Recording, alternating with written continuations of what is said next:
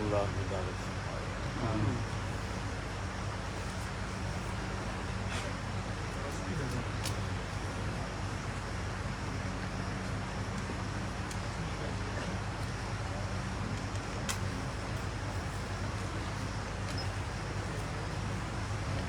اللہ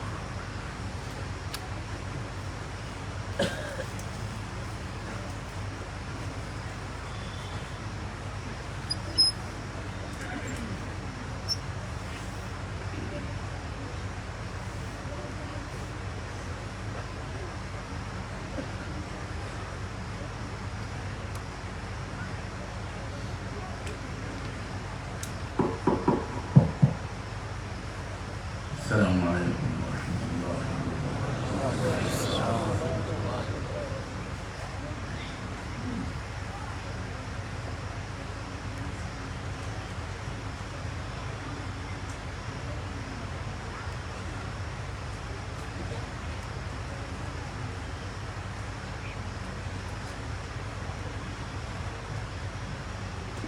الحمد للہ وکفى والسلام على عباده الذين اصطفى أما بعد أعوذ بالله من الشيطان الرجيم بسم الله الرحمن الرحيم يا أيها الذين آمنوا آمنوا وقال تعالى يا أيها الذين آمنوا اتقوا الله حق تقاته ولا تموتن إلا وأنتم مسلمون واعتصموا بحبل الله جميعا ولا تفرقوا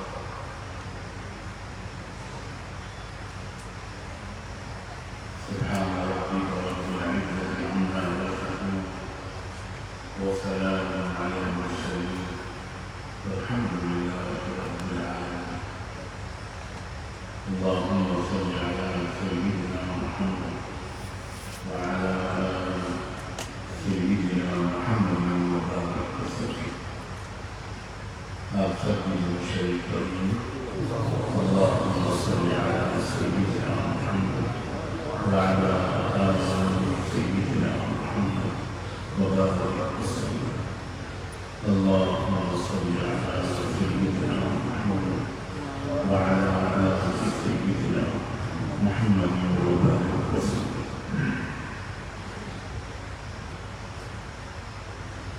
اپنی بات شروع کرنے سے پہلے میں اپنے محبوب دوست اور میرے گمان کے مطابق بڑی کامل حضرت مولانا فیض الرحیم کی روح کو سلام پیش کرتا ہوں۔ اللہ ان کے درجے بلند فرمائے، اللہ ہماری ان کی ملاقات اعلی علیین میں کروائے، جنت الفردوس میں کروائے۔ کبھی انہوں نے ہمیں محبت سے سلام کیا ہو، کبھی انہوں نے ہمارے لیے دعا کی ہو، کبھی انہوں نے ہم میں سے کسی کو محبت کی نظر سے دیکھ لیا ہو، اللہ اسی دعا کو، اسی سلام کو اور اسی نگاہ پاک کو قبول کرتے ہمیں بھی معاف کرتے جنت میں جگہ عطا فرمائے۔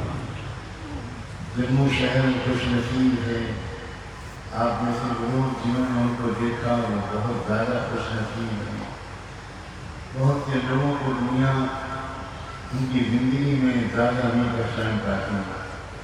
مجھے بہت پہلے سے اندازہ تھا، ڈر تھا ان کی تیز رفتاری سے، وہ جس تیز رفتار سے اللہ کے قریب ہو رہے تھے مجھے ڈر لگتا تھا اللہ جلدی ہی ان کو اپنے پاس بلا لے، اور ڈر میرا پورا ہوا تو ہمارے درمیان سے چلے گئے، مگر لاکھوں صدقہ جاریہ کا سامان چھوڑ کر گئے۔ کتنے چاہنے والے، کتنی چاہنے والیاں، کتنی دعائیں کرنے والے چھوڑ کر گئے، ان کی محنتیں اور محبتیں رائے گا نہیں جائیں گی۔ اللہ ہمیں بھی نیک بندوں کے نقش قدم پر چلنے کی توفیق عطا فرمائے۔ میری بہت ہی محبتوں کے لائق میرے بھائیوں بزرگوں نوجوانوں، ایک آیت 3 لفظوں والی آیت میں نے پڑھی، یا ایھا الذین آمنوا آمنوا، اے مسلمانوں مسلمان بن جاؤ۔ اللہ، ایک طرف تو اللہ مان رہا ہے کہ تم مسلمان ہو گئے، اور ایک طرف اللہ یہ بھی اشارہ فرما رہے ہیں کہ ابھی پوری طرح مسلمان نہیں، ابھی کمی ہے، ابھی کوتاہی ہے۔ اب سوچو یہ اس زمانے کے مسلمانوں سے کہا گیا، کچھ مسلمانوں سے جن سے اچھے مسلمان آسمان کی نگاہوں نے کبھی دیکھے نہیں۔ اب بتاؤ ہم اور آپ کیا اس آیت کو دل کے کانوں سے نہ سنیں؟ کیا اس آیت کو سن کر لبیک نہ کہیں؟ یہ اللہ ہمیں ایک طرف تو کہہ رہا ہے کہ ہاں مسلمان تو ہو گئے، کلمہ تو تم نے پڑھ لیا، مگر ابھی کسر بہت،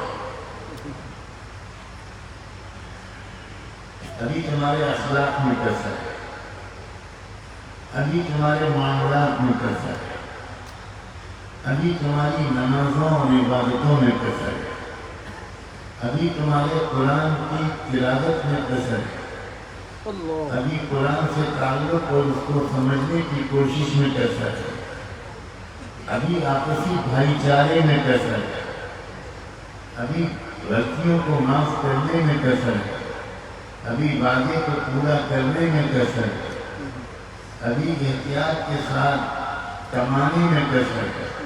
تم حرام ذریعے سے بھی کماتے ہو، اس کو بھی چھوڑ دو۔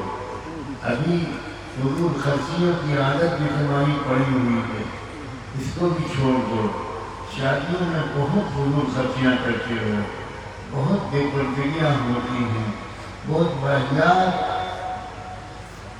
طریقے سے تمہاری شادیوں کی تقریبات ہوتی ہیں، بچا ہوا کھانا بہت پھینکا جاتا ہے۔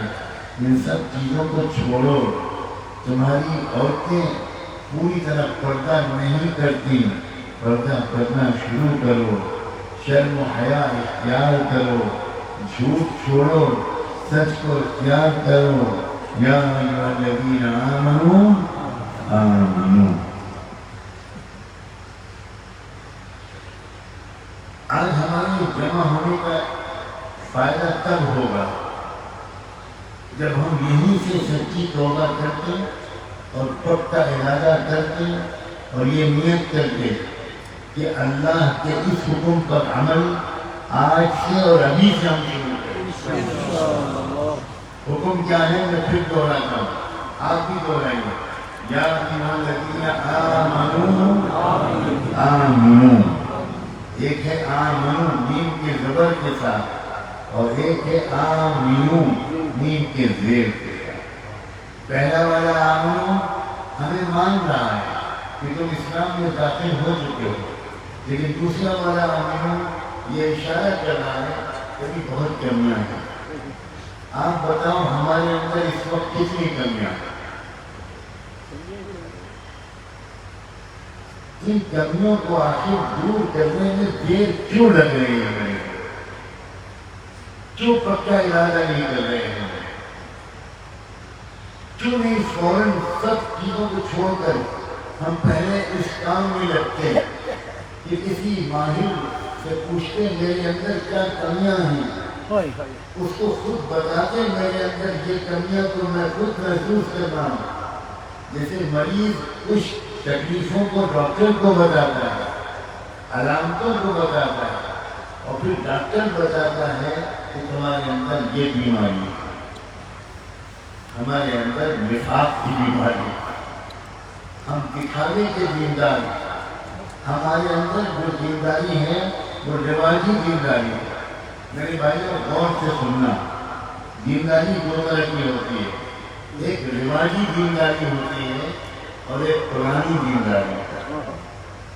رواجی دینداری وہ ہے جو ہمارے درمیان آلریڈی موجود ہے، جمعے کی نماز پڑھ لینا، 5 وقت کی نماز الٹی سیدھی غفلت کے ساتھ پڑھ لینا، رمضان کے روزے رکھ لینا، حج اور عمرہ کر لینا، یہ رواجی دینداری، یہ بھی دینداری کا ایک درجہ ہے، نہ ہونے سے کروڑوں درجے بہتر ہے، لیکن رواجی دینداری والوں ہی سے تو کہا جائے گا کہ تم قرآنی دینداری پر آؤ۔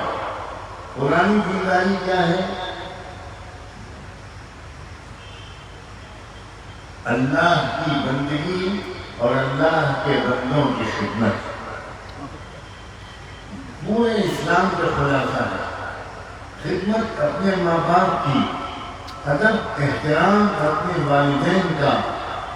اونچی آواز میں میرے نوجوان بچوں، کبھی اپنی ماں باپ سے بات مت کرنا، کبھی اپنی ماں کی بے ادبی مت کرنا۔ سخت تکلیف ہوتی ہے یہ باتیں سن کر، جب مائیں رو رو کر ہم جیسوں کے پاس آ کر کہتی ہیں حضرت دعا کر دیجئے، میرا ایک ہی بیٹا ہے، بہت بدتمیزی سے مجھ سے بات کرتا ہے۔ دل دکھتا ہے، اے نوجوان بیٹے تم بھول گئے کس تکلیف کے ساتھ تمہاری ماں نے تم کو اپنے پیٹ میں رکھا تھا، کس تکلیف کے ساتھ تمہاری ماں نے تم کو جنم دیا تھا، کس تکلیف کے ساتھ تمہاری ماں نے تم کو دودھ پلایا تھا۔ تم جب سوتے تھے تبھی وہ سوتی تھی، جب تک تم کھا پی نہیں لیتے تھے وہ ایک لقمہ نہیں کھاتی تھی۔ آج اس ماں کا دل دکھایا۔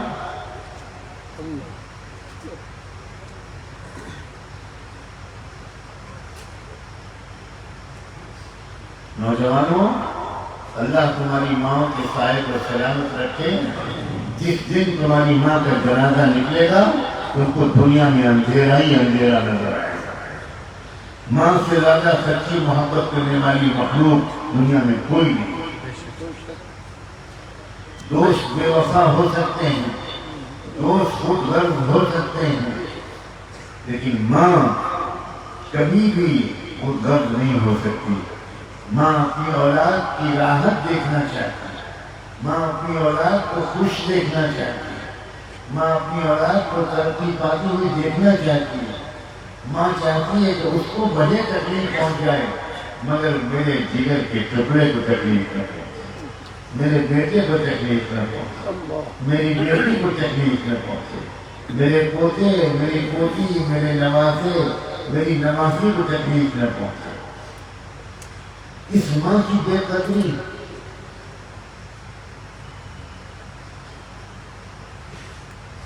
کیا آج میں اپنے نوجوان بچوں سے کہوں نوجوانوں کہ تم آج ہی اپنی ماں سے معافی مانگو؟ کوئی جواب نہیں دے رہے۔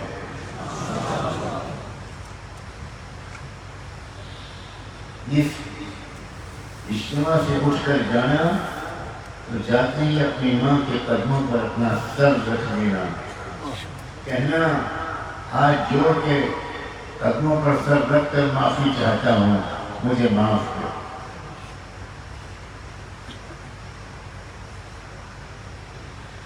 قرآنی دینداری کیا کہتی ہے؟ قرآنی دینداری کہتی ہے کبھی جھوٹ نہ بولنا، مشکل سے مشکل وقت ہو سچ پر جمے رہنا، اور پھر تماشا دیکھنا کہ سچ نجات دلاتا ہے، سچ کامیاب کرتا ہے اور جھوٹ ہلاک کرتا ہے۔ یہ قرآنی دینداری ہے۔ رواجی دینداری یہ ہے کہ ذرا سے ڈر سے یا ذرا سی لالچ سے ہم جھوٹ بولتے، یہ رواجی دینداری ہے۔ رواجی دینداری پر اللہ کی طرف سے دنیا میں عزتوں اور محبتوں کا اور آخرت میں جنتوں کا وعدہ نہیں ہے۔ قرآنی دینداری پر وعدہ۔ تم نے اپنے حساب سے اپنے کو دیندار سمجھ لیا۔ قرآن کہتا ہے کہ یہ مجھے منظور نہیں ہے۔ اتقوا اللہ حق تقاته، میں نے آیت پڑھی۔ وہ دینداری اختیار کرو جس کو میں تسلیم کر لوں کہ تم دیندار، یعنی اللہ تسلیم کر لے۔ وہ تقوی اختیار کرو. تقوی نیکیاں کرنے کو کم اور گناہوں سے بچنے کو زیادہ کہتا ہے. تقوی گناہوں سے بچو. زبان کی تیزی، اخلاق کی خرابی، آنکھوں کی گندگی، بد نظری، ننگا پن، بے شرمی، بے حیائی، غریبوں پر کی زیادتی، کمزوروں کو حقیر سمجھنا، امیروں کی خوشامد، فضول خرچیاں، وقت کا ضائع کرنا، جوانیوں کو ضائع کرنا، جوانی کی طاقت کو ضائع کرنا، ٹائم کو برباد کرنا، موبائل پر گھنٹوں لگانا، یہ سب بدترین درجے کے گناہ. دنیا بھی برباد ہوتی ہے، وقت بھی برباد ہوتا ہے، پیسہ بھی برباد ہوتا ہے اور آخرت بھی برباد. خسرت دنیا والآخرہ.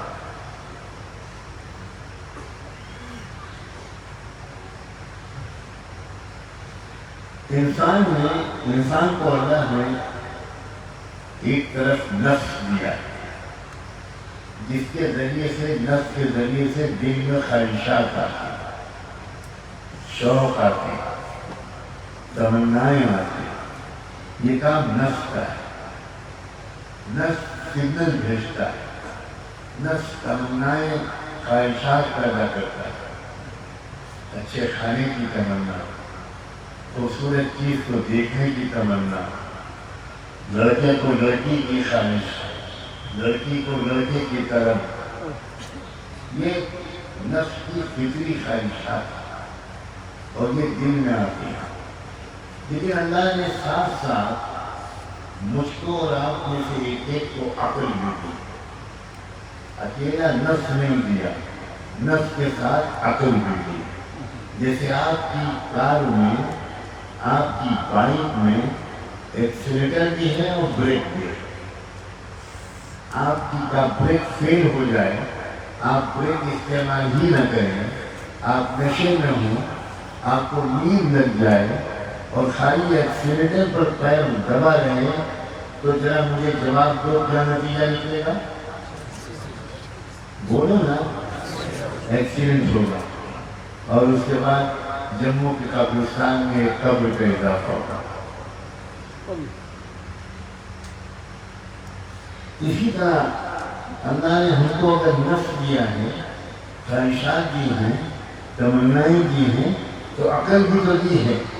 اور عقل، یہ جو نفس ہے یہ ایکسیلیٹر ہے، اور یہ جو عقل ہے یہ بریک ہے. سمجھ میں آ رہی بات؟ کیا خالی بریک سے کام چل جائے گا بغیر ایکسیلیٹر کے؟ کیا بغیر ایکسیلیٹر کے، بغیر بریک کے خالی ایکسیلیٹر سے کام چل جائے گا؟ دونوں ضروری. اور اللہ نے ہم کو دونوں دیے. لیکن مشکل یہ ہے، جوانی کے نشے کی وجہ سے، جہالت کے نشے کی وجہ سے، ایمان کی کمزوری کی وجہ سے، سمجھداروں کے پاس بیٹھنے کی کمی کی وجہ سے ہم زیادہ تر ایکسیلیٹر کو یوز کر رہے ہیں اور بریک کو کم یوز کر رہے ہیں. یہی وجہ ہے کہ ہمارا جی چاہتا ہے کہ ہم کسی عورت کو دیکھیں، کسی لڑکی کو دیکھیں تو ہم بریک نہیں لگاتے، ہم دیکھتے رہتے ہیں. جب ہمارا جی چاہتا ہے کہ موبائل پر گھنٹوں وقت برباد کریں تو عقل میسیج بھیج رہی ہوتی ہے، عقل کہہ رہی ہوتی ہے چھوڑو اس کو، ٹائم برباد مت کرو، سو جاؤ، اسٹڈیز میں لگو، پڑھائی پہ محنت کرو، ان کو زیادہ 90+ مارکس لانے ہیں. یہ کیا کر رہے ہو رات کے 12 بجے موبائل میں لگے ہوئے؟ عقل میسیج بھیجتی ہے، نفس اس میسیج کو ڈیلیٹ کر دیتا ہے، ریسیو ہی نہیں کرتا. نتیجتاً جوانی برباد، وقت برباد، رزلٹ خراب، جاب نہیں ملتا، امپلائمنٹ نہیں ملتا، نوکری نہیں ملتی، سماج میں عزت نہیں ملتی. اور جب یہ سب فرسٹریشن ہوتا ہے تو ہمارے نوجوان بچے ڈرگس لینا شروع کرتے ہیں، نشے کے عادی ہوتے ہیں، دوائیں لیتے ہیں، انجیکشن لگاتے ہیں، صرف اس لیے کہ انہوں نے عقل کا استعمال نہیں کیا، صرف نفس کے غلام بنا. شریعت کیا چیز ہے؟ شریعت ایک انتہائی محبت بڑا نسخہ ہے کامیابی کا۔ شریعت بوجھ نہیں ہے، شریعت ہمارے پیروں میں زنجیریں نہیں باندھتی، شریعت ڈوز اینڈ ڈونٹس کی فہرست نہیں ہے، شریعت تو ایک کامیاب زندگی گزارنے کا محبت بھرا ہدایت نامہ ہے۔ شریعت پر چل کر ہمارا ہی فائدہ ہوگا، شریعت پر نہ چل کر ہمارا ہی نقصان ہوگا۔ چلیں گے تو اللہ کا کوئی فائدہ نہیں چلیں گے تو اللہ رسول کا کوئی نقصان نہیں۔ میرے دوستوں، خاص طور پر نوجوانوں، اس زمانے میں ماحول بہت بگڑ گیا ہے اور بگاڑا گیا ہے۔ کنزیومر مارکیٹ کے لیے، بزنس کے فروغ کے لیے مخصوص طریقے کے ظالموں کے دنیا پر قبضے کے لیے دنیا کے انسانوں کے کیریکٹر کو بگاڑا گیا ہے۔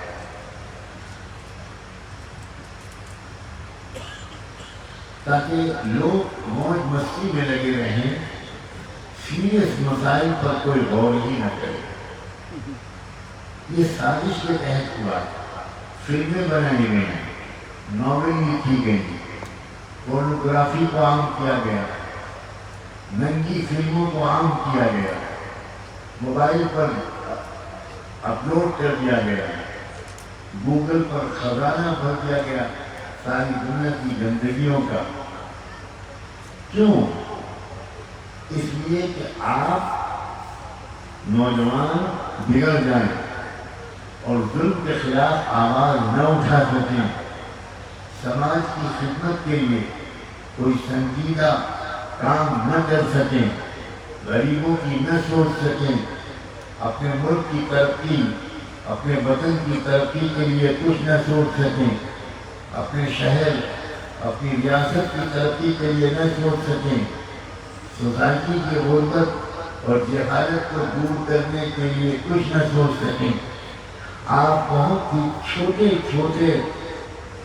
چھوٹی فکروں میں، غموں میں لگے رہیں، آپ کے بلند مقاصد نہ رہیں، تاکہ دنیا کی جو ظالم طاقتیں ہیں وہ آپ پر قبضہ کر لیں، آپ کے ریسورسز پر، آپ کی سوچ پر، آپ کے کیریکٹر پر، آپ کو آپ کی تہذیب سے ہٹا دیں، آپ کو آپ کی پاکیزہ تہذیب سے دور کر دیں، اور آپ کو ایسا بنا دیں کہ 4 بیٹیاں بھی آپ کے پاس ہوں اور 50 زندگیاں بھی آپ کے اندر۔ اس لیے اس وقت میرے عزیزوں بہت ہی بیدار ہو کر زندگی گزارنے کی ضرورت ہے، بہت ہوشیار ہو کر، بہت چوکنا ہو کر زندگی گزارنے کی ضرورت ہے۔ سمجھداروں کے پاس بہت زیادہ بیٹھنے کی ضرورت ہے۔ میں سمجھدار کہہ رہا ہوں، جان بوجھ کر یہ لفظ بول رہا ہوں۔ اگر میں آپ سے کہوں کہ بزرگوں کے پاس بیٹھنے کی ضرورت بہت ہے، تو میری بات تو بالکل صحیح ہوگی، مگر آپ کی سمجھ میں نہیں آئے گا، کیونکہ آپ کے درمیان اور پچھلی جنریشن کے درمیان، آپ کے درمیان اور بزرگوں کے درمیان، آپ کے درمیان اور علماء کے درمیان ایک گیپ آ گیا۔ میں پوچھنا چاہتا ہوں گیپ آیا ہے کہ نہیں؟ بالکل۔ آپ اپنے گھر میں جب ہوتے ہیں تو کیا آپ خوشی شوق کے ساتھ اپنے ابی، اپنے ابو اور اپنے دادا، اپنے نانا، اپنے چچا، اپنے ماموں کے پاس بہت دیر بیٹھنا پسند کرتے ہیں؟ تو بھی نوجوان، یہ عجیب منحوس رواج ہے۔ جس قوم کی چھوٹے اپنے بڑوں کے پاس بیٹھنا پسند کرتے ہیں وہ قوم بڑی مہذب بن جاتی ہے۔ دوستوں، نوجوانوں میں انرجی زیادہ ہوتی ہے اور بڑوں کے پاس تجربات زیادہ، زندگی کے تجربوں سے انہوں نے بہت کچھ سیکھا ہوتا ہے، کچھ دن پہلے تک رواج یہ تھا کہ روزانہ گھر کے بچے اپنے بڑوں کے پاس بیٹھتے تھے، بچیاں اپنی ماؤں کے پاس بیٹھتی تھی، اپنی دادی نانی کے پاس بیٹھتی تھی، لڑکے نوجوان اپنے باپ دادا نانا کے پاس بیٹھتے تھے، ننیحال جاتے تھے اپنے ماموں کے پاس بیٹھتے تھے، دریال جاتے تھے اپنے چچا کے پاس بیٹھتے تھے اور ان سے کہتے تھے، کچھ باتیں سنتے تھے، وہ لوگ کچھ قصے کہانی سناتے تھے، کچھ نصیحتیں، کچھ تجربوں کی باتیں۔ تو پچھلی نسل کا جو علم تھا، پچھلی نسل کی جو سمجھداری تھی، وہ پچھلی نسل کے جو تجربے تھے، وہ نئی نسل کو ٹرانسفر ہوتے تھے، منتقل ہوتے تھے۔ تو نئی نسل کے نوجوان بچے زیادہ سمجھدار بنتے تھے، زیادہ میچیور بنتے تھے۔ آج کل کے نوجوانوں میں یہ رواج ختم ہو گیا۔ کیا فلمیں دیکھ کر آپ سمجھدار بن سکتے ہیں؟ کیا موبائل دیکھ کر سمجھدار بن سکتے ہیں؟ کیا بچے کارٹون دیکھ کر سمجھدار بن سکتے ہیں؟ کیا بازاری قسم کی اسٹوری، افسانے، ناول اور فلمیں دیکھ کر آپ میچور اور سمجھدار بن سکتے ہیں؟ آپ کو تو اندازہ نہیں ہے، جتنا آپ موبائل دیکھتے ہیں اتنا آپ کا برین کمزور ہوتا ہے، اتنا آپ کا دماغ کمزور ہوتا ہے، اتنا آپ کی میموری کمزور ہوتی ہے، اتنی آپ کی یادداشت کمزور ہوتی ہے، اتنا آپ کے دماغ کے وہ سیل، دماغ کا وہ حصہ جو شرافت سکھاتا ہے، شرافت کے سگنل بھیجتا ہے، بزرگوں کے ادب و احترام کو سگنل بھیجتا ہے، یہ دماغ عجیب و غریب مخلوق ہے، عجیب شاہکار ہے۔ دماغ کے اندر ملینز ہیں، بلینز آف سیل ہیں، ہر سیل کا الگ کام ہے۔ دماغ کا کوئی سیل آپ کو میسج بھیجتا ہے، بڑوں کو سلام کرو۔ دماغ کا دوسرا سیل یہ آپ کو میسج بھیجتا ہے کہ بڑوں کو گالی دو۔ جب آپ موبائل زیادہ دیکھتے ہیں، جب آپ دوستوں کے پاس زیادہ بیٹھتے ہیں، جب آپ بزرگوں کے پاس کم بیٹھتے ہیں، جب آپ سمجھداروں کے پاس کم بیٹھتے ہیں، تو آپ کا دماغ کا وہ شرافت اور ادب و احترام کا پیغام بھیجنے والا سیل کمزور ہو کر ڈیڈ ہو جاتا ہے، اور وہ بغاوت کا سگنل بھیجنے والا وہ سیل طاقتور ہو جاتا ہے۔ آپ کو خبر نہیں ہے، آپ اپنے موبائل میں رنگ ٹون لگاتے ہیں، آپ کو خبر نہیں ہے کہ اس رنگ ٹون کے اندر سے ایک پرنٹڈ میسج آپ کے دماغ میں جا کر پرنٹ ہو رہا ہے۔ امریکہ میں ایک بڑے مسلمان سائنٹسٹ نے ان رازوں کو فاش کیا جو موبائل ٹیکنالوجی کے دنیا کے بڑے ماہروں میں ہیں۔ انہوں نے تجربہ کر کے دکھایا، ثابت کر کے دکھایا، سنا کر دکھایا میسج کہ یہ رنگ ٹون جو آپ موبائل بج رہی ہے، اس کے اندر ایک میسج چھپا ہوا ہے، اور وہ کیا ہے؟ وہ ہے kill your dad, kill your mom, kill your dad, kill your mom۔ اپنے باپ کو مار ڈالو، اپنی ماں کو قتل کر دو۔ چنانچہ یہ جو آج کل آپ روز واقعات سن رہے ہیں، نوجوان لڑکی نے اپنی ماں کو مار دیا، لڑکی نے باپ کو مار دیا، لڑکی نے ماں کو گلے گھونٹ دیا۔ یہ کیا ہو رہا ہے؟ یہ بےہودہ رنگ ٹون جو آپ کی موبائل پر بج رہی ہے، آپ الٹے سیدھے رنگ ٹون چیک کر رہے ہیں، آپ سمجھداروں کے پاس نہیں بیٹھتے، آپ کو صحیح انفارمیشن نہیں ملتی، آپ کو صحیح نالج نہیں ملتی، آپ علم والوں کے پاس نہیں بیٹھتے، آپ تقوی والوں کے پاس نہیں بیٹھتے، آپ بصیرت والوں کے پاس نہیں بیٹھتے، اور آپ جانے انجانے میں وہی رنگ ٹون اپنے موبائل میں سیٹ کر دیتے ہیں۔ بار بار جب وہ بجتی ہے تو آپ کے دماغ کے اندر کا وہ پیغام آپ کو اپنے باپ کو گالیاں دینا شروع کرواتا ہے، پھر آپ تھپڑ مارتے ہیں اپنے باپ کو، پھر آپ دھکا دیتے ہیں اپنے باپ کو، پھر آپ مکہ مارتے ہیں اپنے باپ کو، پھر آپ لات مارتے ہیں اپنے باپ کو، اور ایک دن ریوالور نکال کر باپ کو گولی مارتے ہیں۔ ہم لوگ عام زمانے میں نہیں رہ رہے ہیں۔ ہوشیار ہو جاؤ لوگوں، مجھے میرا فرض ہے کہ میں آپ کو آگاہ کروں۔ دجال کی آمد سے پہلے جس طرح شیطان جب تک بچھے گا وہ بچ چکا ہے.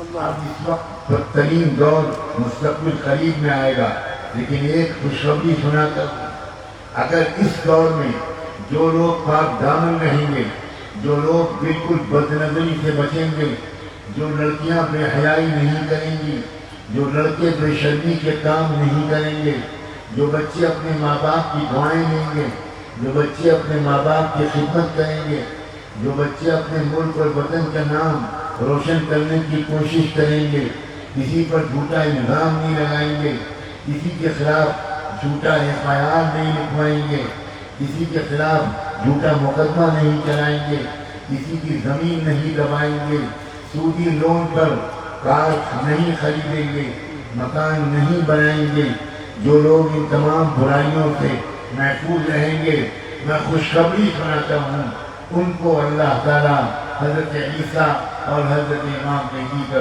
ساتھ نصیب کرے، جس کا زمانہ بہت دور نظر نہیں ہے.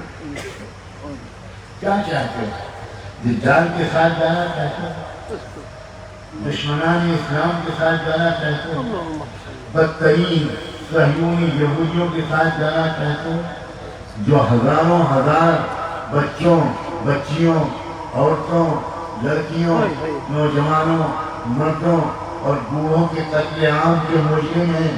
کیا تم ان کے ساتھ جانا چاہتے ہو؟ میرے جواب دو، کیا ان کے ساتھ جانا چاہتے ہو؟ مگر ایک بات یاد رکھو، تمناؤں سے کام نہیں چلے گا. صرف امام مہدی اور حضرت عیسیٰ کے ساتھ تقوی والے رہے، تقوی والے، کامل درجے کے تقوی والے، گناہوں سے دور رہنے والے، اور کبھی کوئی غلطی ہو جائے تو بلا تاخیر کیے رو رو کر اللہ سے معافی مانگنے والے، کفارے کے طور پر کچھ صدقہ نکال دینے والے.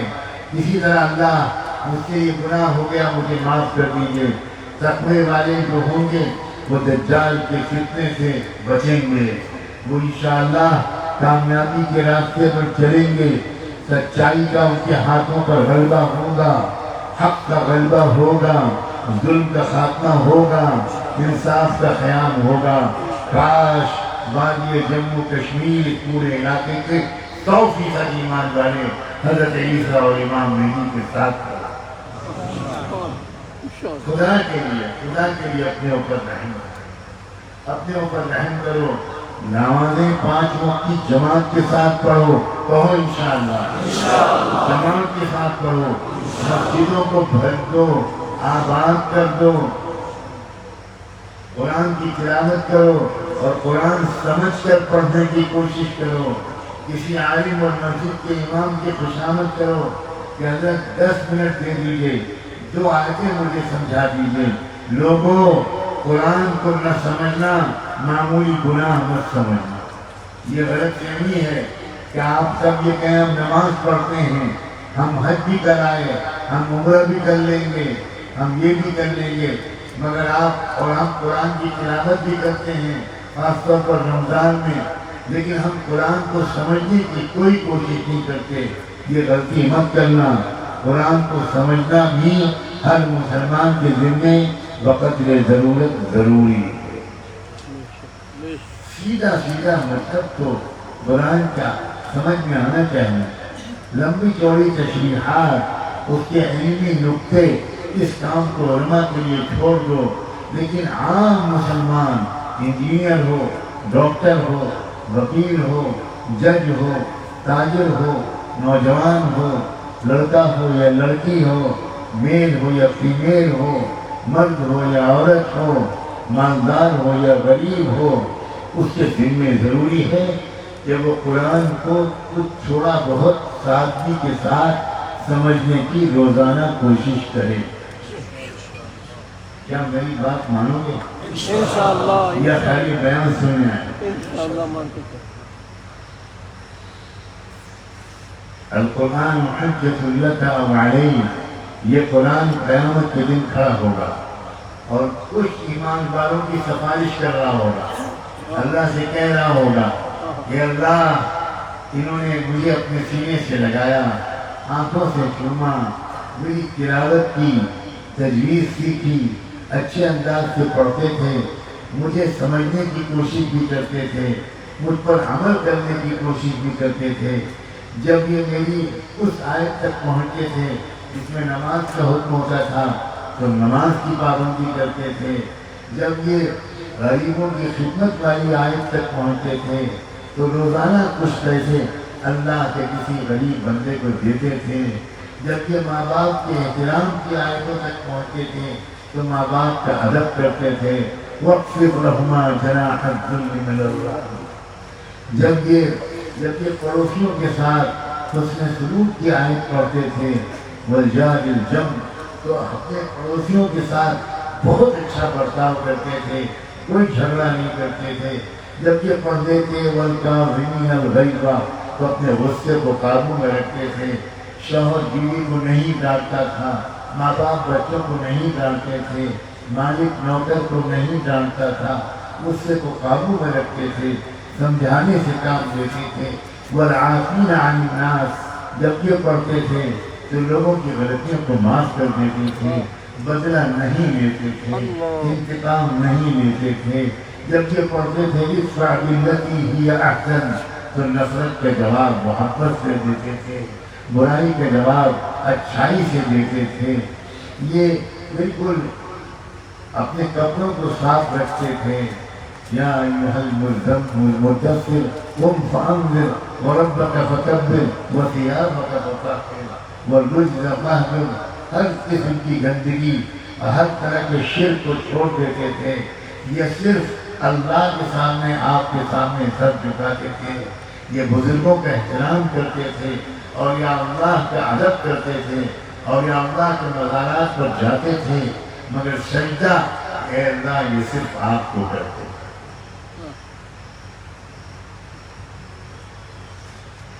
جس ملک میں رہتے تھے اس ملک کی برا نہیں چاہتے تھے، اس ملک کا بھلا چاہتے تھے۔ یہ چاہتے تھے کہ بے روزگاری ختم کرنے میں ان کا حصہ ہو، یہ چاہتے تھے مہنگائی کو کنٹرول کرنے میں ان کا حصہ ہو۔ یہ ایسے بندے تھے، قرآن کی گواہیاں سنا رہا ہوں، قرآن بتائے گا۔ یہ اپنی بیوی پر محبتیں نشاور کرتے تھے، اپنی ماں کا ادب کرتے تھے، اپنے باپ کا احترام کرتے تھے، چھوٹوں پر شفقت کرتے تھے، یہ انصاف کرتے تھے، یہ عدالت کی کرسی پر بیٹھ کر رشوت نہیں لیتے تھے، یہ پولیس کے محکمے میں تھے، یہ آرمی میں تھے، یہ فلاں ڈپارٹمنٹ میں تھے، لیکن کبھی ظلم نہیں کرتے تھے، انصاف سے کام لیتے تھے۔ یہ قرآن کی گواہیاں ہوں گی اور اللہ کہے گا قرآن میرے وجود کا حصہ ہے، میں اس کی گواہی کو ٹال نہیں سکتا۔ فرشتوں سے کہا جائے گا جن بندوں اور بندیوں کے بارے میں میرے کلام کی یہ سفارشیں ہیں ان کا کوئی حساب کتاب نہیں لیا جائے گا، ان سب کو جنت میں پہنچا دو۔ یہ قرآن کی سفارش کا نتیجہ ہوگا۔ اے اللہ ہمارے حق میں قرآن کو سفارشی بنا دے۔ اے اللہ مان جائیے، اللہ قرآن کو ہمارے حق میں سفارشی بنا دینا، مگر حجت لک او علیک، یہ بھی کان کھول کے سن لو، یہی قرآن کھڑے ہو کر شکایت کرے گا، اللہ یہ بندہ مجھے پڑھتا تھا اور جھوٹ بولتا تھا، مجھے پڑھتا تھا اور رشوت لیتا تھا، یہ بندہ مجھے پڑھتا تھا اور عدالت میں غلط فیصلے دیتا تھا، یہ بندہ مجھے پڑھتا تھا اور مریضوں کا خون چوستا تھا، یہ بندہ مجھے پڑھتا تھا پڑوسیوں کو گالی دیتا تھا، یہ بندہ مجھے پڑھتا تھا مگر اپنے گھر کا کچرا گلی میں پھینک دے کر راستہ چلنے والوں کی تکلیف کا سبب بنتا تھا، یہ پڑھتا تھا وعباد الرحمن الذین یمشون علی الارض ہونا، لیکن اس کے باوجود یہ عقل کر چلتا تھا، غرور اور تکبر کی چال چلتا تھا، دوسروں کو ڈراتا ہوا چلتا تھا، یہ میری بات نہیں مانتا تھا، یہ پڑھتا تھا اذا ذکر اللہ وجلت قلوبہم، جب اللہ کا ذکر ہو جائے تو دل ایمان والوں کے کانپنے لگتے ہیں، لیکن اللہ اذان کی آواز آتی تھی یہ گانے کی آواز کو تیز کر دیتا تھا، یہ ٹی وی میں مشغول رہتا تھا، نماز کے لیے نہیں اٹھتا تھا، جنازہ جا رہا ہوتا تھا اور یہ موبائل پر ون ڈے میچ کا اسکور معلوم کر رہا ہوتا تھا، قرآن کہے گا یہ بندہ اپنی ماں کا دل دکھاتا تھا، اپنے باپ کے ساتھ بدتمیزی کرتا تھا، ناپ تول میں کمی کرتا تھا، کاروبار میں بے ایمانی کرتا تھا، جھوٹی گواہیاں دیتا تھا، کسانوں پر ظلم کرتا تھا، نوکروں پر ظلم کرتا تھا۔ اللہ یہ گواہیاں سنے گا اور کہا گا قرآن میرے وجود کا حصہ ہے، اس کی گواہی جھوٹی نہیں ہو سکتی۔ خذوہ فغلوہ ثم الجحیم صلوہ ثم فی سلسلۃ ذرعها 70 ذراعا فاسلکوہ۔ پکڑ لو اس کو اور جکڑ لو اس کو، اور ایسی زنجیروں میں جو 70 گز لمبی ہوں گھسیٹتے ہوئے لے جاؤ اور جہنم میں پھینک دو۔ یہ ہونے والا ہے، ہوشیار ہو جاؤ، یہ ہونے والا ہے۔ مجھے نہیں معلوم کہ میں فجر کی نماز پڑھ پاؤں گا یا نہیں، مجھے نہیں معلوم کہ میں عشاء کی نماز پڑھ پاؤں گا یا نہیں، ہو سکتا ہے پہلے ہی میرا دم نکل جائے اور معافی مانگنے کا موقع بھی نہ ملے۔ موت قریب ہے، آخرت قریب ہے، دنیا دور ہے، آخرت قریب ہے، زندگی دور ہے، موت قریب۔ بڑی غفلت کی زندگی گزار رہے ہیں، بڑی غفلت کی زندگی گزار رہے ہیں۔ جموں کشمیر کے میرے بھائیوں اور بہنوں، نوجوانوں، میں ایک بار یہ بات کھل کے اور کہہ دینا چاہتا ہوں۔ میں اپنے وطن کے چپے چپے میں جاتا ہوں، لیکن میں ایک بات بتاؤں، تمہاری خوشامد کے لیے نہیں کہتا، تمہیں جھنجھوڑنے کے لیے کہتا ہوں۔ تمہارے اندر جو صلاحیت نیک بننے کی ہے بہت کم علاقوں کے لوگ ہیں، مگر تم اس کی قدر نہیں کرتے، تم اس کی قدر نہیں کرتے۔ جو اولیاء اللہ یہاں آئے، جو بزرگان دین اور مشائخ آئے، ان کی روحانیت کے اثرات آج تک محسوس ہوتے۔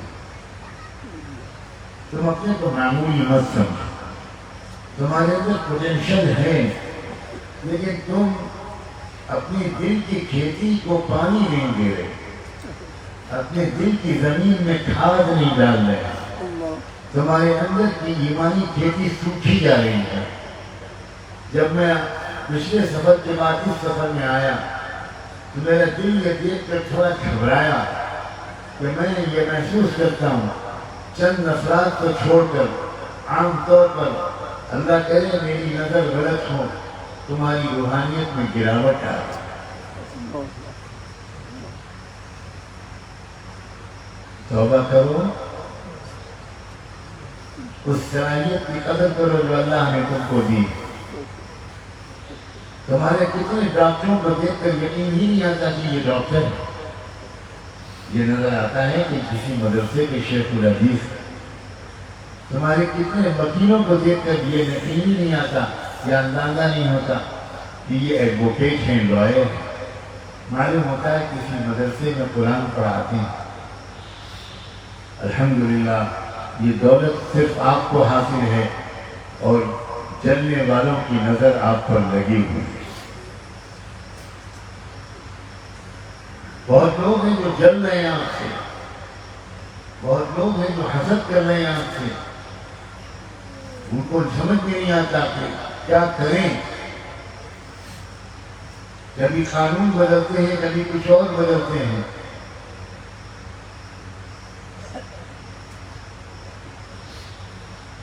شیطان اور شیطان کے سپورٹرز تم سے تقوی کی چادر چھین لینا چاہتے ہیں، تم سے ایمان کا نور چھین لینا چاہتے ہیں۔ ہمت کر کے انشاءاللہ فیصلہ کر لو کہ ہم کچھ بھی حالات آئیں گے، ہم اپنے آقا کے غلام رہیں گے، ہم اپنے آقا کے دامن نہیں چھوڑیں گے، ہم قرآن کے دامن نہیں چھوڑیں گے، ہم اسلامی تہذیب کو نہیں چھوڑیں گے، ہم بے پردگی کو اختیار نہیں کریں گے، ہم بے شرمی کو اختیار نہیں کریں گے، ہم نفرتوں کا جواب نفرت سے نہیں دیں گے، ہم نفرت کا جواب برداشت کے ساتھ دیں گے، محبت کے ساتھ دیں گے، برائیوں کا جواب بھلائیوں سے دیں گے۔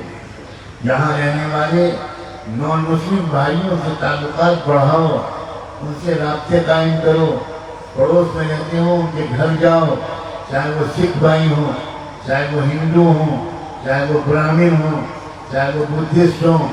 میں ڈنڈے کی چوٹ پر پورے ملک میں یہ آواز لگا رہا ہوں کہ سیاست کے ذریعے سے ملک کے مسائل حل نہیں ہوں گے، صرف سیاست کے ذریعے نہیں۔ اگر سیاست برائے خدمت ہوگی تب تو اس کے ذریعے مسائل حل ہوں گے، لیکن اگر سیاست ملک کو لوٹنے کے لیے ہوگی، سرمایہ کو لوٹنے کے لیے ہوگی، اڈانی امبانی کی طرح کے راستے پر چلنے کے لیے ہوگی، تو اس سے ہمارا یہ پیارا وطن صرف بربادی کے راستے پر جائے۔ آپ سوچو، علماء سے خاص طور پر کہتا ہوں، ان مسائل پر سوچنا بھی علماء کی ذمہ داری ہے۔ خالی وضو اور تیمم کے مسائل بتانا آپ کی ذمہ داری نہیں ہے، آپ کی ذمہ داری ان مسائل پر غور کرنا بھی ہے کہ آخر کیا وجہ ہے کہ ہمارے دیش میں 80 کروڑ غریب لوگوں کو سرکار کی طرف سے 5 کلو مفت میں راشن دینا پڑ رہا ہے تاکہ وہ بھوکے نہ مریں۔ پہلی بات، 5 کلو راشن میں کوئی پریوار چل سکتا ہے پورے مہینے؟ 2 آدمی کا بھی پیٹ نہیں بھرے گا پورے مہینے کے لیے۔ دوسری بات یہ ہے کہ اس کا کیا مطلب ہوا؟ کہیں نہ کہیں تو پلاننگ میں غلطی ہو رہی ہے کہ 80 کروڑ دیش واسیوں، ہمارے بھارت کے شہریوں کو روزگار نہیں مل پا رہا۔ لوگ الزام لگاتے ہیں کہ پولیس کے ڈپارٹمنٹ والے رشوت بہت لیتے ہیں۔ کبھی آپ نے پوچھا کہ پولیس کے بھائیوں اور بہنوں کو کتنی تنخواہ ملتی ہے؟ اتنی کم سیلری ملتی ہے کہ ان کے خرچے پورے نہیں ہو پاتے، اس لیے اس میں سے کچھ لوگ رشوت دینے پر مجبور ہوتے ہیں۔ علماء کی ذمہ داری، آپ الیکشن میں حصہ لیں، یہ میں آپ سے نہیں کہہ رہا ہوں، لیکن میں علماء سے زور دے کر کہہ رہا ہوں کہ آپ کو سیاسی میدان میں ملت کی اور ملک کے شہریوں کی رہنمائی کرنی ہے۔ آپ نے کیا اسلام کو ادھورا سمجھا؟ آپ نے قرآن کو ادھورا سمجھا ہے؟ آپ نے اسلام اور قرآن کی اس خدمت کو اپنا لیا ہے جس سے کوئی ناراض نہ ہو؟ کم سے کم مجھے اس سے اتفاق نہیں، میں اس سے کھلا اختلاف کا انتظار کرتا ہوں۔ میں مشورے دینے کے لیے پرائم منسٹر نرسمہا راؤ سے ملا، انہوں نے مجھے خود بلایا۔ پرائم منسٹر اٹل بہاری واجپئی سے 2 بار ملا، ہوم منسٹر اور ڈپٹی پرائم منسٹر مسٹر لال کرشن اڈوانی سے ملا، مسٹر چندر شیکھر سے ملا، مسٹر بی پی سنگھ سے ملا۔ ہمارے بزرگوں کا طریقہ ہے کہ وہ خود الیکشن کے میدان میں نہیں اترتے، مگر سیاسی رہنماؤں کی پرخلوص رہنمائی کرتے، اپنی غرض کے لیے نہیں لیکن دیش کی ترقی کے لیے، انسانیت کی ترقی کے لیے۔ یاد رکھنا، وہ مسلمان نہیں ہے جو صرف مسلمانوں کی ترقی کے بارے میں سوچے، مسلمان وہ ہے جو پوری انسانی برادری کی ترقی کے لیے سوچے۔ کنتم خیر امۃ اخرجت للناس، للمسلمین نہیں کہا گیا، للناس۔ کیا جموں کشمیر کے علماء انسانیت کی رہنمائی کے سلسلے میں اپنے فرائض ادا کر رہے ہیں؟ میں گستاخی کر رہا ہوں اور علماء تندرست سے میں بیمار ہوں۔ اگر یہ ناراض ہو گئے تو میں صحیح تاریخ جا نہیں پاؤں گا۔ ہاں بھائی، میری شکل مجھے بچا لینا، تم نے مجھے بھیڑ میں لا کے بٹھا دیا، ویل چیئر پر چلتا ہوں، تیز دوڑ بھی نہیں پاؤں گا، اور یہ سب پٹھان لوگ ہیں بہت کر رہے ہیں۔ اللہ ان کو اور تندرست رکھے، لیکن میں صحیح بات کہے بغیر جا نہیں سکتا، ورنہ میری نیند حرام۔ آپ نے سیاست کو چھوڑ دیا گنڈوں کے لیے، آپ نے سیاست کو چھوڑ دیا اوباشوں کے لیے، آپ نے سیاست کو چھوڑ دیا ریپسٹ لوگوں کے لیے، آپ نے سیاست کو چھوڑ دیا موقع پرست لوگوں کے لیے۔ ہمیں رہنمائی کرنی پڑے۔ امام مالک کیوں کو کوڑے مارے گئے؟ امام احمد حنبل کو کیوں جیل میں ڈالا گیا؟ امام مالک کو کیوں خچر پر بٹھایا گیا؟ امام ابو حنیفہ کے سر پر کوڑے کیوں مارے گئے؟ وہ پڑھاتے رہتے حدیث و فقہ نہیں، سرکار کی غلط پالیسیوں پر انہوں نے آواز اٹھائی۔ وہ سچا پلٹ نہیں کر رہے تھے، ان کو سچا پر قبضہ نہیں کرنا تھا، لیکن من رأى منکم منکرا فلیغیرہ بیدہ۔ اگر کوئی غلط بات دیکھ رہے ہو تو عملی کوششوں، ان کوششوں کے ذریعے جن میں حکمت بھی ہو اور ہمت بھی ہو، صورتحال کو بہتر بنانے کی کوشش کرنا یہ ہماری ذمہ داری ہے۔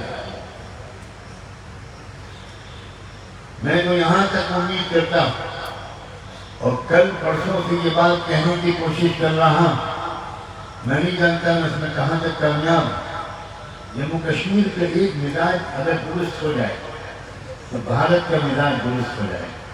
بتاؤں؟ مگر فیس لوں گا، میں فری میں نہیں بتا۔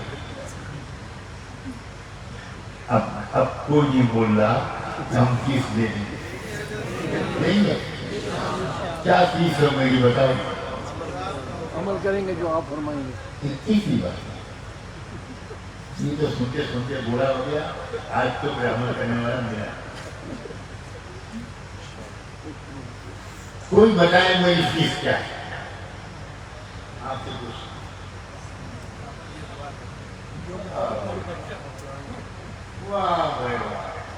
یعنی اس کے بغیر پورا نہیں کرو گے، وہ بھی کاروبار ہے، وہ بھی کمرشل ایکٹیویٹی ہے۔ میری فیس یہ ہے کہ تم مجھ بیمار کو نہ بلاؤ، میرے پاس آؤ، سب خاموش، تربیت کے لیے آؤ، سیکھنے کے لیے آؤ، مجھ سے دوستی کرو، میرے ہاتھ مت چومو، ہاتھ مت لگاؤ۔ کہاں سمجھو میں کیا کہنا چاہ رہا ہوں؟ میں اپنے ہندو بھائیوں سے بھی کہتا ہوں، تم کو کچھ لوگ ہیں جو اپنے ذاتی مقاصد کے لیے مسلمانوں کی نفرت تمہارے دل میں بٹھا رہے ہیں، ان دھوکے بازوں کے چکر میں نہ پڑو۔ میں اپنے سکھ بھائیوں اور بہنوں سے بھی کہتا ہوں، میں مسلمانوں سے بھی کہتا ہوں، ہر ہندو کو برا مت سمجھو، ہر ہندو کو دشمن مت سمجھو، ہر سکھ کو دشمن مت سمجھو، ہر پولیس والے کو دشمن مت سمجھو۔ میں تو اپنے پورے ملک میں اس بات کی تحریک چلا رہا ہوں کہ ہر علاقے کے لوگ اپنے علاقے کے ڈسٹرکٹ ایڈمنسٹریشن کا اعتماد حاصل کریں، ان کا بھروسہ حاصل کریں، ان پر بھروسہ کریں۔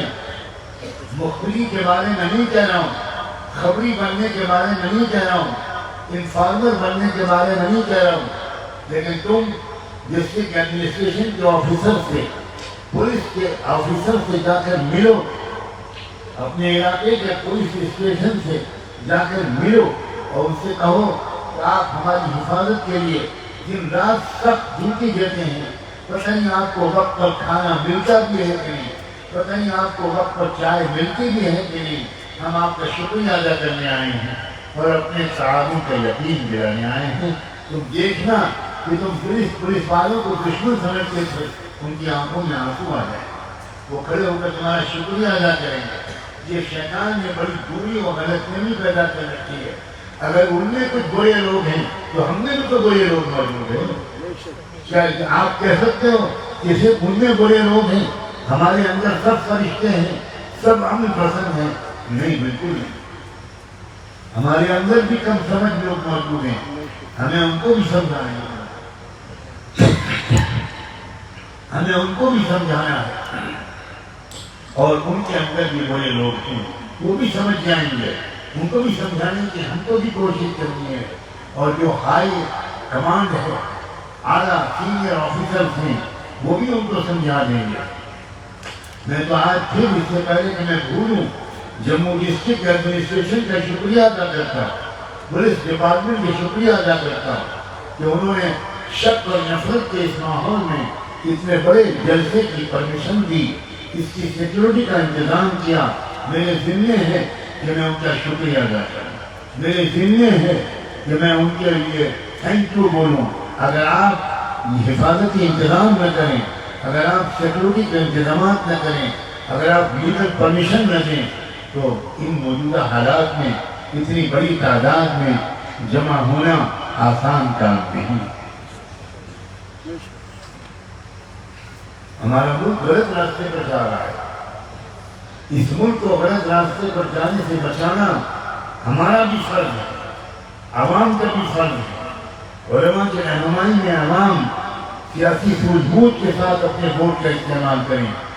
میں جانے سے پہلے، واپسی سے پہلے اس بات پر وارننگ دینا چاہتا ہوں کہ جموں کشمیر کی کئی پارٹیاں الگ الگ الیکشن لڑنے کا اعلان کر رہی ہیں، اور یہ سازش ہے، سازش، یہ کسی قیمت پر قابل برداشت نہیں ہے۔ علماء کو، انٹلیکچوئلز کو، انفلوئنشل پیپل کو، جو سوشل ایکٹیوسٹ ہیں اور جو اوپینین میکرز ہیں، ان کو اجتماع بلا کر اس بات کی اپیل کرنی چاہیے کہ ساری اپوزیشن پارٹیاں اکٹھا ہو کر وہ الیکشن لڑیں تاکہ ہمارا ملک نفرت کے راستے پر آگے بڑھنے سے بچ جائے۔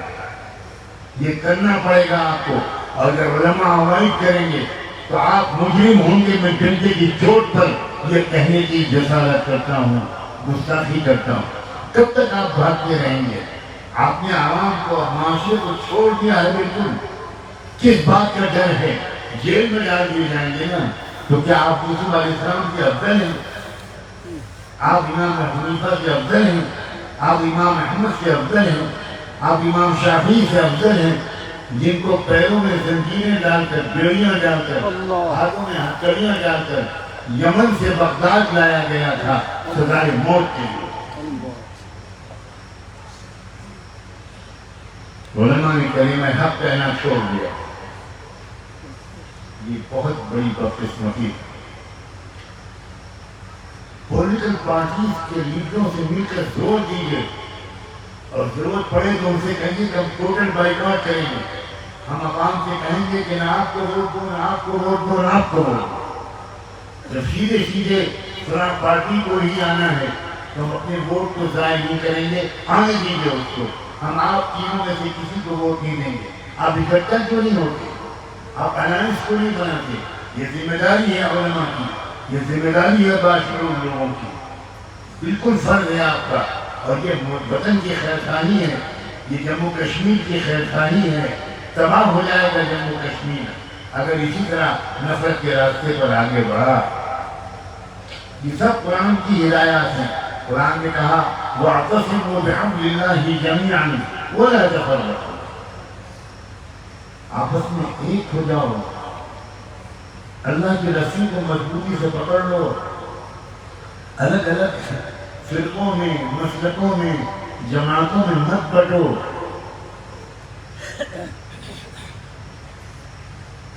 نہ ہم تم کو دیوبندی بنانا چاہتے ہیں، نہ ہم تم کو بریلوی بنانا چاہتے ہیں، نہ ہم تم کو اہل حدیث بنانا چاہتے ہیں، نہ ہم تم کو جماعت اسلامی کا بنانا چاہتے ہیں، نہ ہم تم کو جمعیت علماء کا بنانا چاہتے ہیں۔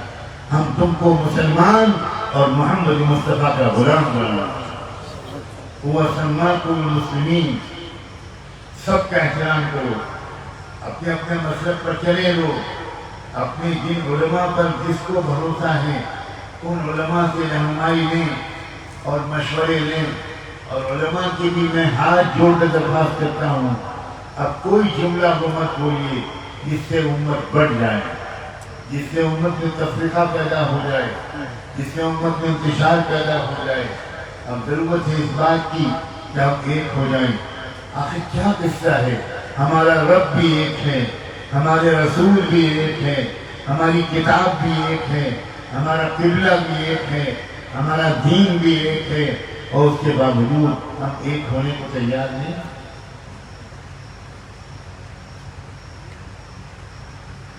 آپس کے انتشار کو ختم کر دو، اس بوڑھے بیمار کو جو خوشخبری سنا دو کہ آج سے ہمارا انتشار جو کچھ تھوڑا بہت بچا تھا آج سے ہی ختم ہو جائے۔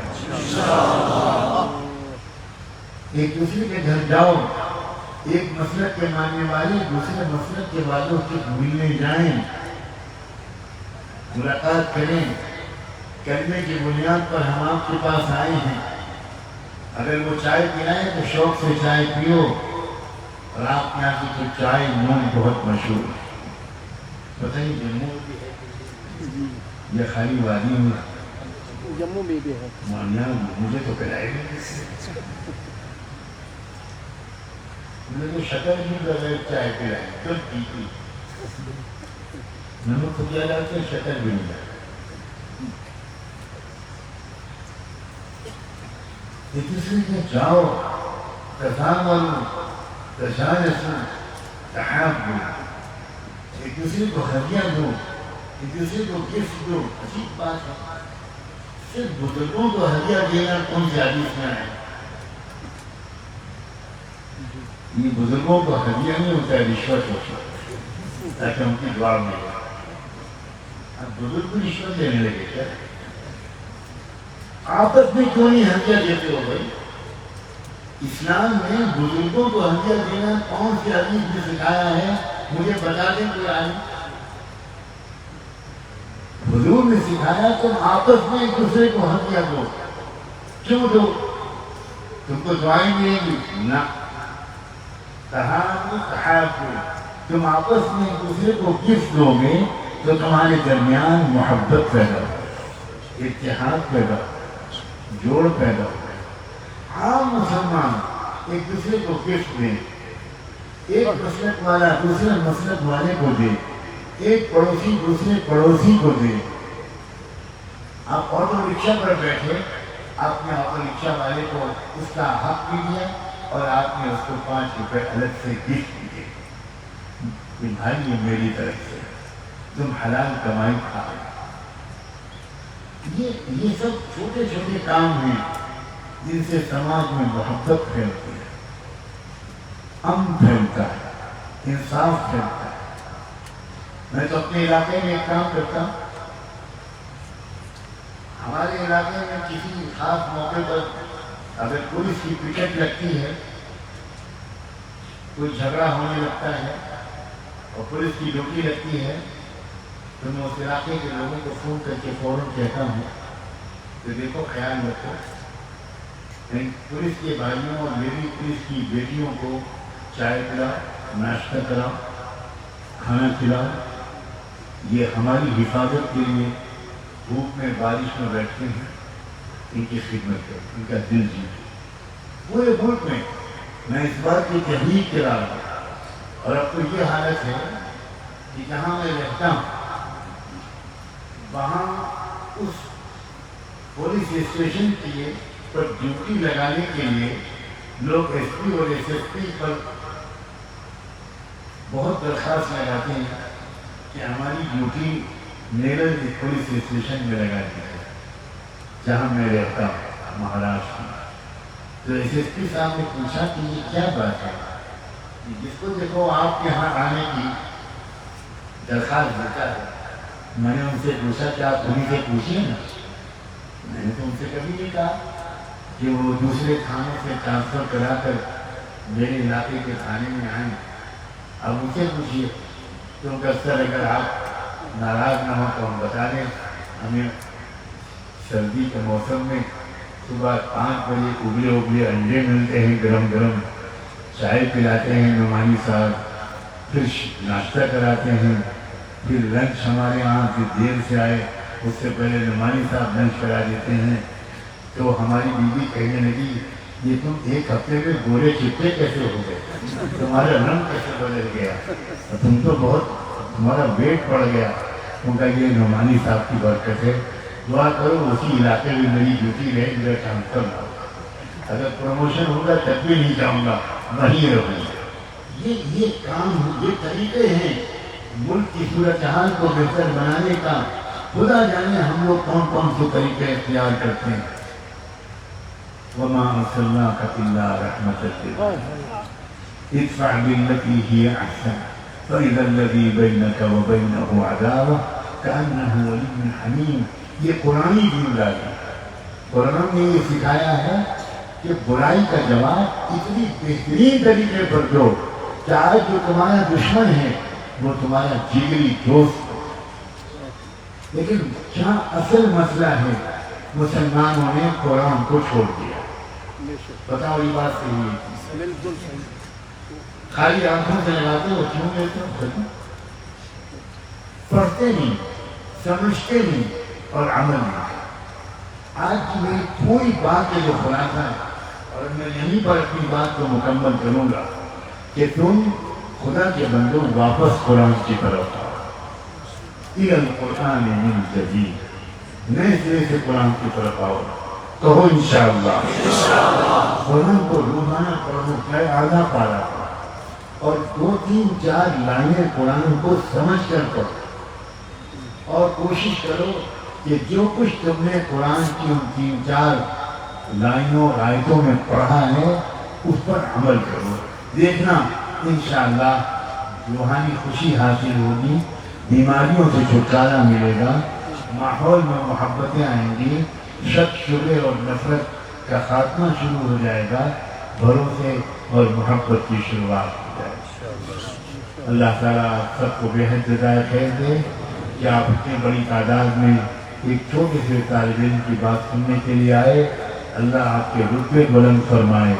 اللہ دونوں جہان کی خوشیاں ہم سب کو نصیب فرمائے.